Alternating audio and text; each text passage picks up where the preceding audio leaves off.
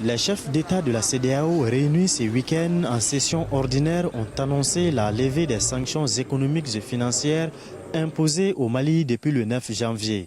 Il s'agissait entre autres de la fermeture des frontières aériennes et terrestres entre les États membres de la CEDEAO et le Mali, la suspension des transactions commerciales et financières, le gel des actifs du Mali domiciliés dans les banques centrales et les banques commerciales des États membres de la CEDEAO.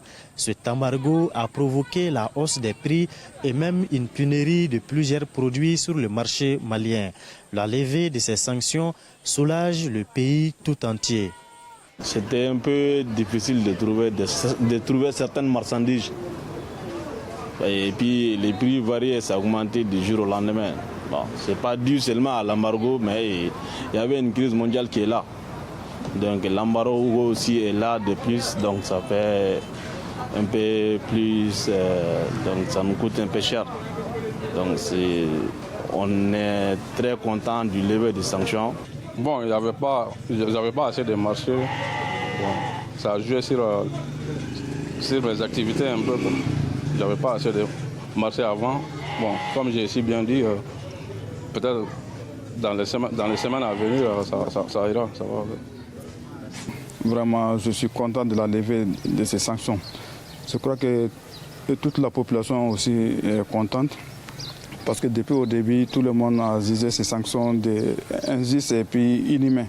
Vraiment, la levée a été une bonne chose. Je suis content, vraiment. Les ouvriers, les commerçants et les entrepreneurs ne sont pas les seuls touchés par les sanctions. L'embargo a également impacté le fonctionnement des collectivités. À cause du gel des actifs du pays dans les banques centrales et banques commerciales, les collectivités n'ont pas bénéficié de subventions du gouvernement et ont des difficultés à faire face aux charges. Du projet de déploiement des ressources de l'État pour l'amélioration des services des collectivités, PEDRIAS. Donc il y a un retard aussi par rapport à la mise à disposition de ces fonds à ma commune. Les entreprises n'ont pas reçu quand même les sous, faute de mise à disposition de ces fonds. Et nous avons fait des réceptions, des tables bancs, de matériel sanitaire et autres. Les entreprises ont livré, mais en réalité, elles ne sont pas payées pour l'instant.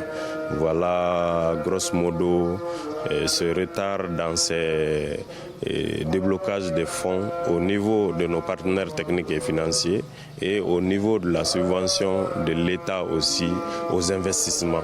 Donc il y a un grand retard à ce niveau. Le gouvernement malien a obtenu la levée des sanctions économiques grâce à la présentation d'un chronogramme détaillé pour le retour à l'ordre constitutionnel. Pour une meilleure exécution de ce chronogramme, le gouvernement malien et la CEDEAO mettront en place un comité de suivi. Le chronogramme en question prévoit la tenue de l'élection présidentielle au mois de février 2024. Bamako, Malik Kidjalo pour CGTN français.